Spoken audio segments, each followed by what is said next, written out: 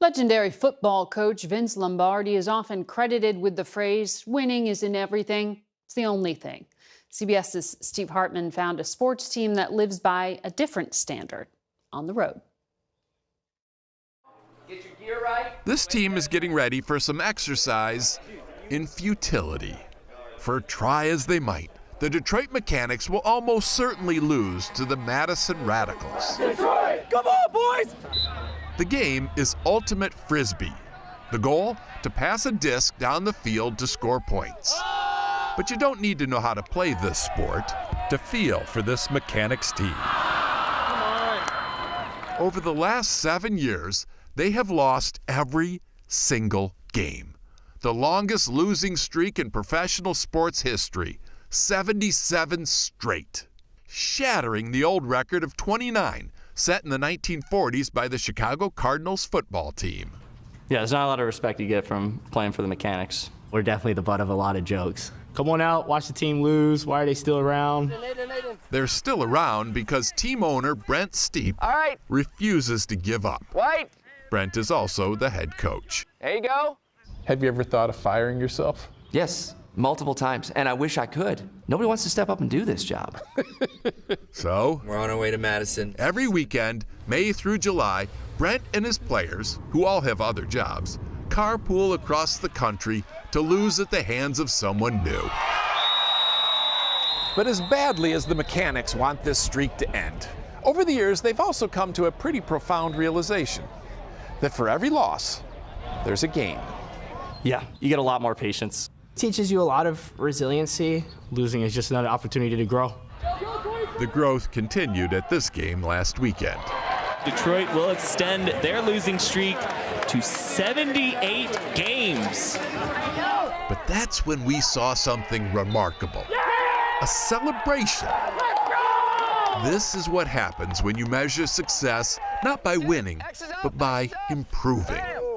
The Mechanics scored more points than any other game all season, and they were thrilled just to be one step closer to the victory that they know awaits.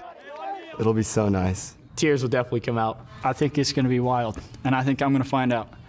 Isn't that the greatest thing we can do is give people something that they can look back fondly on and say, I did that.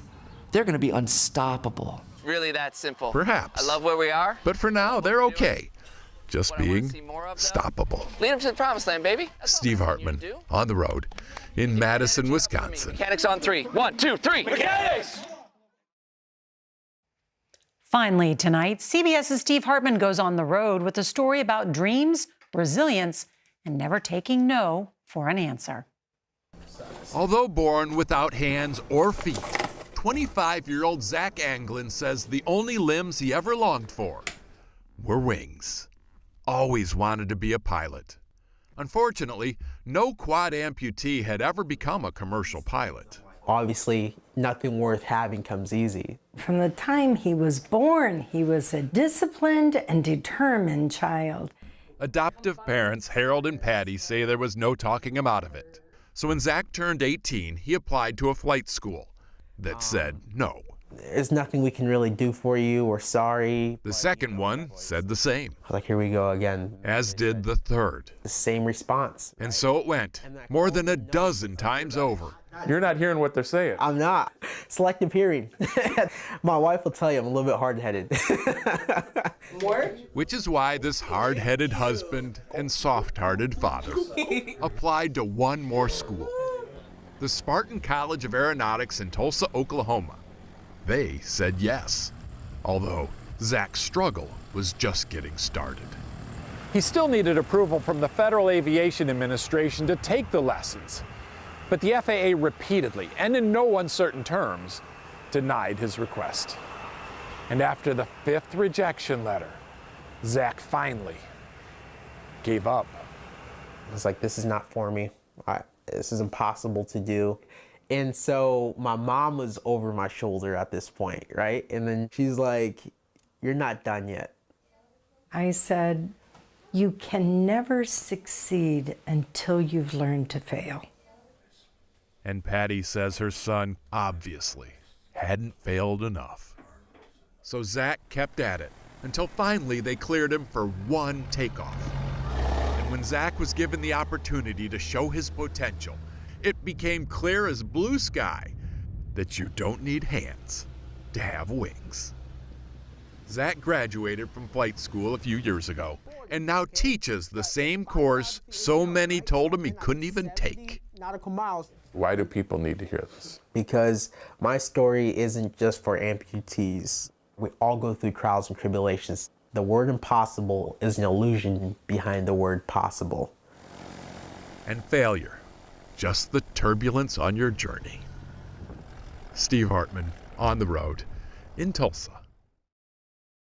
Mountain climbers call it the 7 Summits Challenge, reaching the highest peak on all 7 continents. CBS's Steve Hartman found a man with a similar goal, a bit closer to the ground, on the road. Not since early explorers came here to Florida in search of the Fountain of Youth has there been a crazier quest than that of 47-year-old Andrew Carr. The amateur climber and professional French horn player admits he's obsessed. We all have things that grab us, you know, and I found myself just charmed by this. Andrew is what they call a county high pointer. These are people who try to climb to the highest point of every county in a given state, typically Colorado. Andrew spent some time there doing it. But now teaches at the University of South Florida and lives in Tampa, which got him wondering, could he climb Florida's high points? Unfortunately, Florida makes Kansas look like Kilimanjaro. It's arguably the flattest state in the nation. Doesn't have any high points, really. But if you want to get technical, topographical, and you are truly desperate for adventure, it can be done. And Andrew Carr is doing it.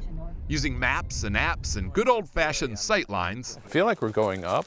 Andrew pinpoints every peak. This is potentially the Mount Everest of Union County.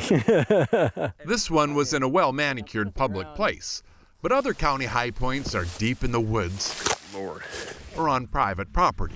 Yeah, I think that tree over there is it. In this case, the home of Debbie Mitchell.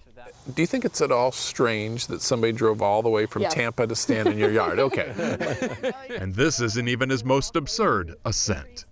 Pinellas County, Countryside Mall, front door of JCPenney's, I think, is a strong contender. You know, so I bought a shirt at that one. Sir Edmund Hillary, he is not. But Andrew says, so what? And has now hit the high points of almost every one of Florida's 67 counties. On any adventure, and also in life in general, you have to make the most of wherever you are. Maybe there's a lot more adventures out there waiting for people than they realize. Absolutely, and every peak is equal. Every peak is equal, he says, because attitude trumps altitude. Whether you're conquering Colorado's Front Range or just Debbie's front yard. Could I go up here? Yeah, absolutely. Steve Hartman, On the Road, high above Florida. Finally tonight, sometimes the smallest gestures can have the biggest impact on someone else's life. CBS's Steve Hartman found such a story on the road. A few years ago, Melody Morrow of New York City hurt her foot and needed physical therapy. But she says what really made her feel better was paying the bills. You asked for a receipt. Correct. And it comes in the mail? Correct. And what was special about it? On the envelope, on the front of the envelope, it had these little music notes. Her name is Melody, but this is a big health system. Personal touches on billing statements aren't typically their thing. And then it began. Every month thereafter, her payment receipt arrived in the mail, and every month, a new drawing. They started out simple, like this treble clef, but as the months progressed, the envelopes got more and more elaborate. And this was original art, created anonymously just for her. It's hard to even describe. It was incredible. Melody did call her provider, MJHS Health System, and asked if by chance there was anyone in the billing department who was artistic. She says the phone got quiet, and then she heard, "Hey, Emily, it's for you." I'm like, uh-oh, what do I do now? What were you hoping was going to come from this? I like to make people happy. Accounting clerk Emily Margolis is hardly a frontline caregiver, but she says she can still make people better, and her drawings are her way. Melody was so grateful, Emily decided to ramp up her game even further. She began taking Melody's mailings home at night and spent hours turning those plain white business envelopes into masterpieces. Then I started adding rhinestones. I know I got involved with the gold leaf. That was fun. I'd never done that before. Yeah. Where was this going to stop? I know how much she had left to pay.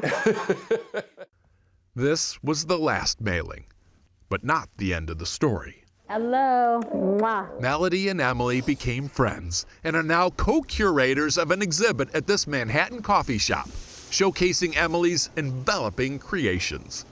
Although Melody says what's really on display here is the healing power of kindness. This was a stranger, and she was doing that just for me. And that's the beauty of it. A note of harmony. Steve Hartman, on the road in New York. Finally tonight, a lesson in never giving up, even when it seems the odds are stacked against you. Need proof? CBS's Steve Hartman found it on the road. Technically, 13-year-old Josiah Johnson of Louisville, Kentucky, has a disability. Hi, Zaire. But almost no one sees it because Josiah doesn't see it. Although born without legs, the kid has yet to find his kryptonite. Always did everything the other kids did.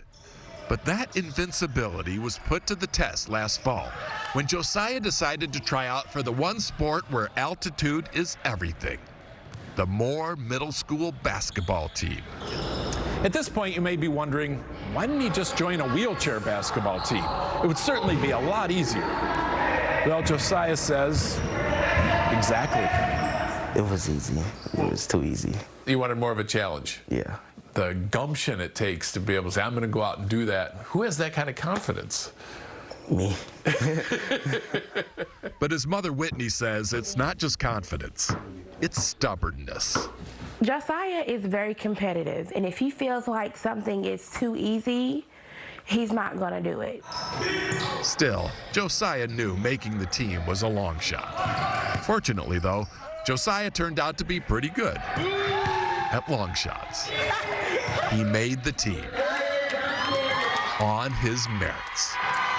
And over the last few months has become a real contributor, getting offensive rebounds, assists, and because of his unique position on the floor, he has caused more than a few turnovers.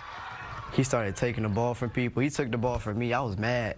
You would have thought Steph Curry was in the gym. But his teammates say his best play was a couple weeks ago. It was just a moment that I'm going to remember for, like, ever. It was the end of the game, seconds remaining. Josiah shoots from three. And again, his disability disappeared. What do you want people to take away from this?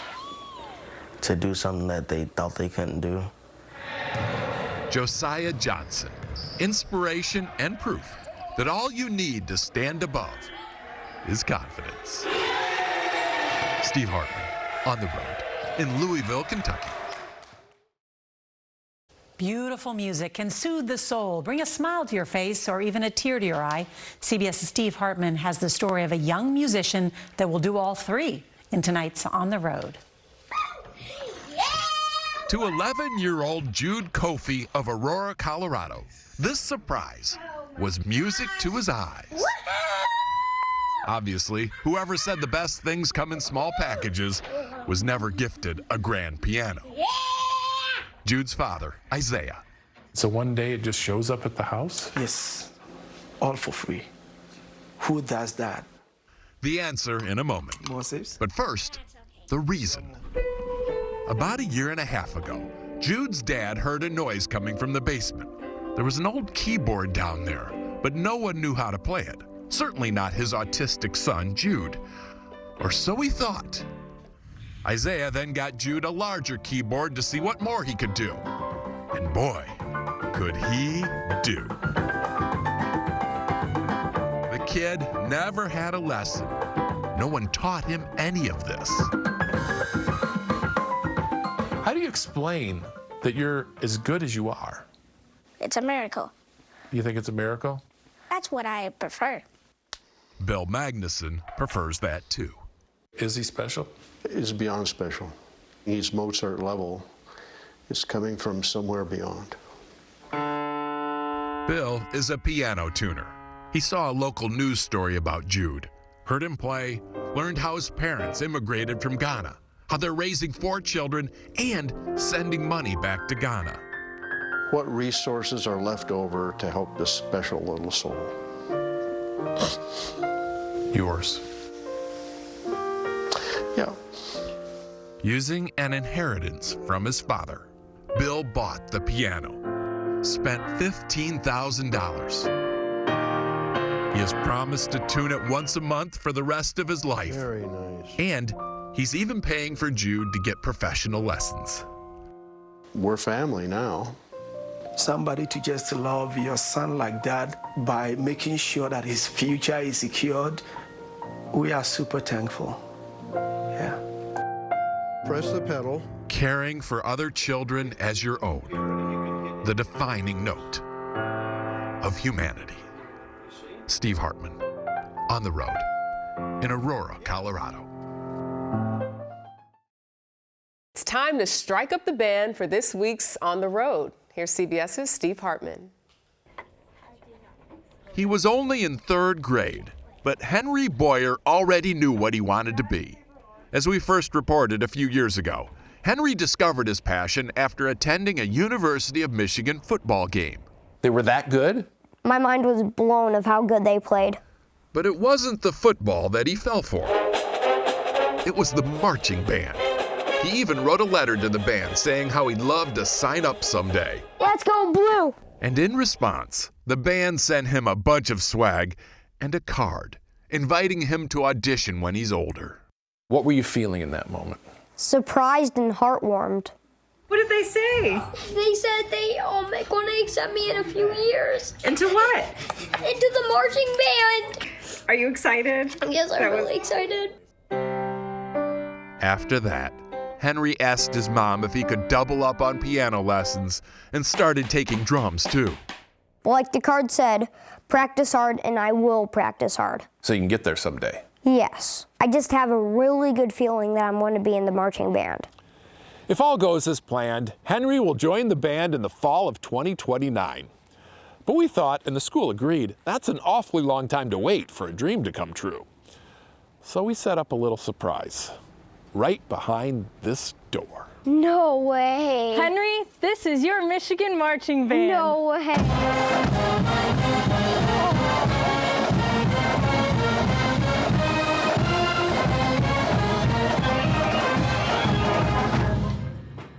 Oh.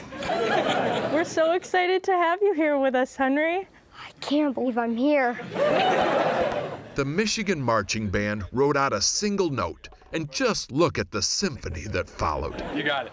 A masterpiece of kindness and inspiration that struck a major chord in this young man's life and continues to resonate to this very day. Last weekend, the band invited him back. Henry, who's now 11, got to lead the march to Michigan Stadium. And when the time came for his favorite song at his favorite venue, Henry Boyer was front and center. Yeah, that even made me want to join the band even more. But no matter where his music career takes him, hopefully Henry will continue to follow the lead set by this marching band and play it forward. Steve Hartman, On the Road. You guys have the best music ever. In Ann Arbor, Michigan. I can't wait to join. Oh yeah, it'll come soon. It's Friday, and that means On the Road. This week, CBS's Steve Hartman takes us out to the ball game. At a baseball game, where most young fans want nothing more than to meet a real player, this kid, Vincent Stio, stands alone. What's up, man? Vincent idolizes umpires. It's something that we're not really used to, you know, so every fan we can get is a plus. You know, last night there was a time somebody said, put the kid in. As we first reported in 2018, Vincent was such a fan of umpires, every game he became one. Stood in the front row at the Carolina Mudcats Stadium near Raleigh, mimicking their moves. He got so into character, even the manager took him seriously, coming over to report a lineup change. 0. Initially, we thought maybe it was like a little bit of a phase type of thing. These are his parents. It's a 2-year phase at this point. I don't know. And they say it wasn't just at the stadium. At home, he would stand in front of the TV and do the same routine. He slept next to baseballs autographed by umpires. He even visited an umpire's school where he learned the proper way to call a strike, which apparently isn't to say strike. But umpires say hoint. Why do they say hoint? That's what they all do. What is out? Out. Okay. Ball is? Ball. Strike is? I think he wanted to throw me out of this interview.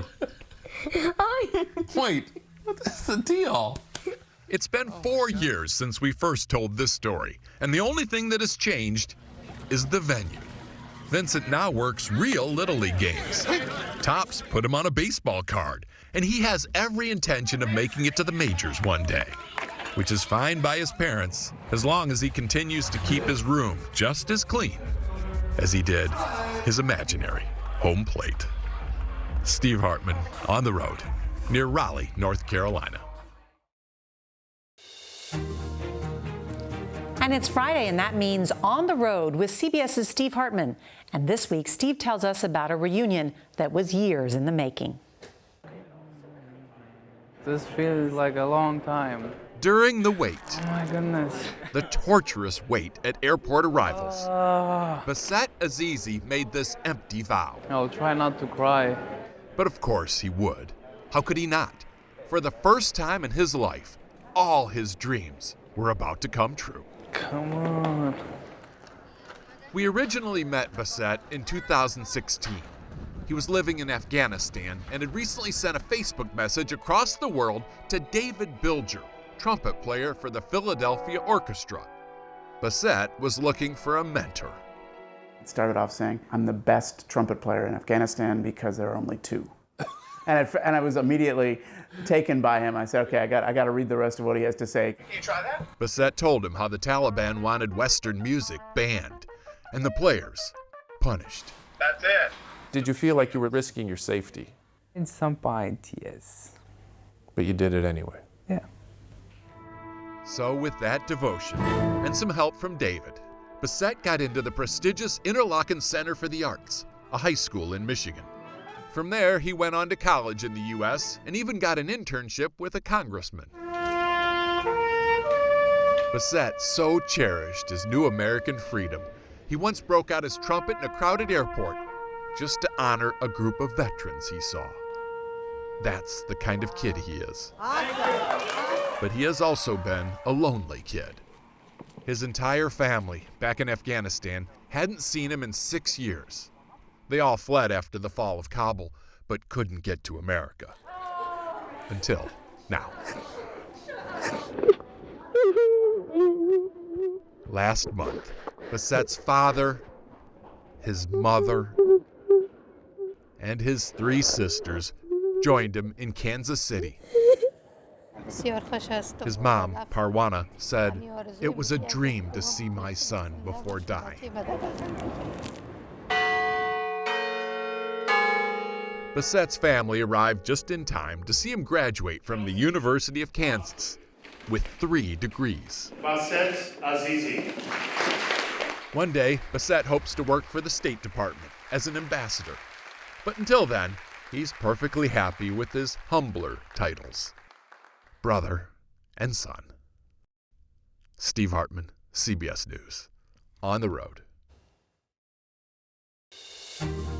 You've heard the phrase, don't judge a book by its cover. It might as well describe the man in our next story. He's a carpet cleaner by day, but it's his hobby that has people talking. Here's CBS's Steve Hartman on the road. 46-year-old Vaughn Smith of Gaithersburg, Maryland, was reluctant to even do this story. It's not something that's like, oh yeah, I'm the best. That's not what it's about. In fact, most people didn't even know you had this skill. Correct. You were just the guy cleaning the carpets. I was just the guy cleaning the carpets, yeah. Although a carpet cleaner by trade, Vaughn's real gift is for words. He is what linguists call a hyperpolyglot, defined as a person who can speak at least 11 languages. As someone who took 4 years of French in high school and only remembers un poquito, the idea that anyone could speak 11 languages is unfathomable. But Vaughn doesn't just know 11. As the Washington Post recently verified, he is fluent in or has a basic grasp of all these languages. Spanish, Italian, Portuguese. This may take a while. I speak some Hungarian, I speak Finnish pretty well, I speak some Estonian. He also knows Welsh, Norwegian, Japanese, Hebrew, and even American Sign Language. But I had... Vaughn studies mostly with apps and books, uploading new words and phrases with almost fiber optic speed. So far, he has learned about 40 languages. Do people immediately like you more when you speak their language? Most of the time, yes. Is that part of the draw for you? Yes. Although never diagnosed, Vaughn suspects, and his mother Sandra agrees, that he is probably autistic. Oh yes, that was the problem. He had lack of participation, lack of communication. Not able to express my feelings properly or misinterpreting other people's feelings or intentions. But over the years, Vaughn has learned that when you make the effort to speak to someone in their native tongue, people are so grateful, friendships often follow. It's about being able to connect with people. It's so good. And you don't need to know any languages to understand the importance of that. Steve Hartman, on the road, in Gaithersburg, Maryland. We end this week, as we always do, on the road. And this one is special. CBS's Steve Hartman found a story of dedication and perseverance that hits close to home. You're welcome to listen in, but I chose this week's story mainly for an audience of one. This 12-year-old named Ted. Yes. Ted is my nephew. Very hard. And he says sometimes his blindness feels insurmountable. I see. I thought like I was doomed. that does sound a little immature, but... A woe is me kind of feeling? Yes. I really want to be like everybody else sometimes, you know? And that's why, when I heard about this drag racer attempting to set a new world speed record, I thought Ted and others like him had to meet the driver. In 2012, Dan Parker of Columbus, Georgia, got in a crash. He suffered a traumatic brain injury so severe it blinded him. I never imagined I'd be back in the seat of a race car. But I've been a racer my whole life. I just had to figure out another way to do it. A machinist by trade, Dan got adaptive equipment so he could make parts, and then designed this entire race car. Everything in this car? Yeah, pretty much, yeah. That just amazes me. What does he look like? Mustache and a beard? I don't have a mustache. You have a mustache? See? Whiskers? I hope nobody sees them. Oh, don't worry about it. That won't be an issue. Anyway, back to our story. Last week, Dan and his crew came here to Spaceport America in southern New Mexico to attempt a Guinness record. Fastest car driven blindfolded. Of course, no blindfold was needed. But he did have a special audio guidance system and, for safety purposes, a sighted driver next to him, hands hovering over the steering wheel just in case. It wasn't necessary. Dan went 211 miles an hour, set a record, and more importantly, an example. Ted, I want you to know that blindness is not what is stopping you. Surround yourself with believers and go for your dreams. You can make excuses or make it happen. New Guinness World Records title. Dan says inspiring the Teds of the world is the main reason he did this. And if my nephew is any indication, it was well worth the drive. If you can do that, well, then I think I could easily pursue my dream. Steve Hartman. Wait, what about flying a plane? CBS News, on the road. That's exactly what I wanted to come from this. This weekend's Grammy Awards are sure to include plenty of love songs, but none can top the one Steve Hartman found on the road. I remember that. It's been 61 years of wedded bliss. But Mort and Susan Block of Kennett Square, Pennsylvania say they're meant to be. Almost never was. Right. Not because of Mort. He knew he wanted to marry her from day one. It was just like that. It was instant for me. But Susan, not so much. I didn't have any grandiose feelings that it was going to go anywhere. To complicate matters, Mort was a sailor. And after that first date, he headed out to sea, where, on the bridge of the destroyer Hazelwood, he wrote a song for Susan. And my feelings were, I miss you more each day, since you've gone away. The song was called My Love, and it worked its magic. My love. And then it went in a drawer, and it stayed there. Enter my grandson. Then I was like, oh, what's that? Matt Block saw the sheet music and shared it with some friends. Everyone was like, damn, this is a hit. This is great. Matt works in the music industry, so he was able to gather some of the best studio musicians in the country. And together, they took that dusty old love song and made it sing. You never seem to know that I love you so. Mort's love song, originally intended for an audience of one, has now been played more than 1 million times on social media. I was floored. Running up and down the hall. It was unbelievable. And that is just the beginning. This fall, Mort Block, now 82, will grace the cover of an album featuring My Love and other collaborations. Perhaps a Grammy next year. But for Mort and Susan, like couples everywhere, cheers. The song of the year will always be their song. Through our joy and our tears, my love. Steve Hartman, On the Road, in Kennett Square, Pennsylvania.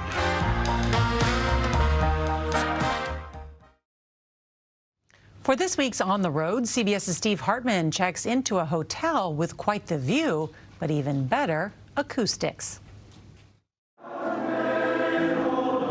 Every year, 600 of the best high school singers from across Kentucky gather to practice and perform in Louisville's Convention Center. And all these booming voices have to stay somewhere. It can get a little noisy. For that reason, Earplugs? the Hyatt Regency offers earplugs. Just in case. Knowing a gross violation of the quiet hours is not only likely, it's a 35-year tradition. Back in 1987, late one night, a small group of kids, still wired from practice, gathered along the balcony here. Everybody's chatting away, waving hi to each other. Choir director Brett Burton was a student at the time. There's just certain things that happen in life that leave a memory on you. And this is one of them. Mm-hmm. It was just something amazing. Today, the same wonder unfolds in much the same way. The waving, the ruckus, and then, out of nowhere, the hum. Someone sings a pitch. It can be anyone from anywhere. Once one person starts, everyone wants to be a part of it. And eventually the entire hotel catches on. And then you're singing the national anthem.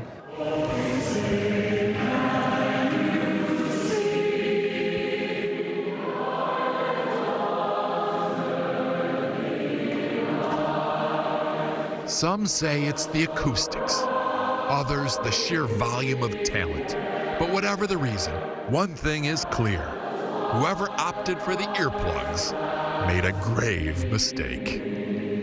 It's like a cylinder of sound. It's all around you. So surreal.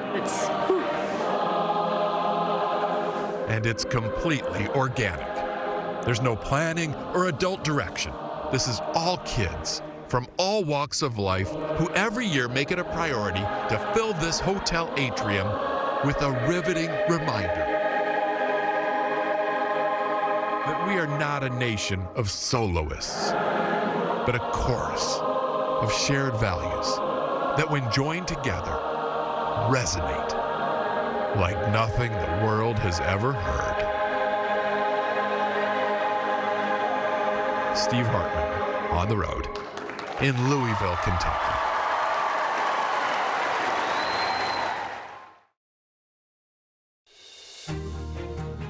NFL Hall of Famer Deion Sanders once said, "If you look good, you feel good." Well, if that's true, an 11-year-old New Jersey girl has the best medicine. CBS's Steve Hartman goes on the road. If you think 11-year-old Juliana Dema of Freehold, New Jersey plays beautiful piano, wait till you hear her humming. That noise is the sweet sound of compassion. After her cousin had to be treated for cancer, Juliana noticed all the children in the hospital wearing gowns as drab as their diagnoses. So I was thinking that maybe I could sew gowns for kids like her that have cancer. Much more cheerful gowns. She learned to sew 2 years ago and hasn't stopped since. 2 to 3 hours a day. 2 to 3 hours a day. Because I feel like this is way more important than other things that I could potentially do. So far, she has given away about 170 gowns to children across the country, using whatever design they request. Her operation now so big, she has donors pay for the material. Her passion so contagious, Welcome to the sewing lesson. she has a little factory in her basement. Yeah, because she's a really good teacher. It's so cool doing this to help little kids. Somehow, this Pied Piper of pincushions convinced her friends to ask for sewing machines for Christmas, dramatically ramping up production. It just makes me know that all my hard work making the gowns pays off.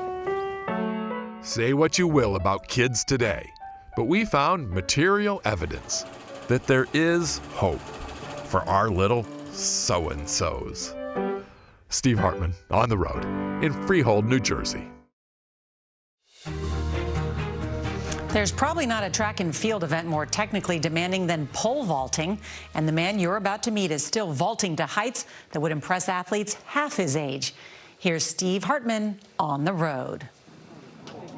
Here at the Texas Express pole vaulting gym near Dallas, just about every kid jumps to the same conclusion. First time they see 82-year-old Don Isett walk in the door. And I thought, oh, maybe he's someone's grandfather or something. And then I was like, oh, wait a minute. Which soon leads to the second universal reaction. Wow, is he okay? I thought. What he does is absolutely insane. Don Isett is the nation's top pole vaulter in his age group. National champion. And pretty much the only pole vaulter in his age group. I've got buckets of them. He picked up the sport for a second time at age 66. This is when you started? 5 decades after an unremarkable high school career. So you weren't even that good to begin with. Right. So at 66, you say, I want to relive this. Yeah. Mediocrity. I'll try this again. Why? It's fun. It's like going to high school again with nothing to study. Nothing to study but the physics of gravitational potential energy and pain management. That's a jump right there. But Don says it's well worth the aches. It's a rush, exhilaration when you clear a bar. At a meet last year, Don cleared 9 feet 1 inch. No octogenarian had ever done such a thing. And then, just moments later, set another record. Oldest man to be a human centrifuge. And Don says he's not done setting records. In fact, he told me he plans to keep fit and keep at this until he's 6 feet under, which by my calculation is still about 15 feet away. Steve Hartman, on the road in Princeton, Texas.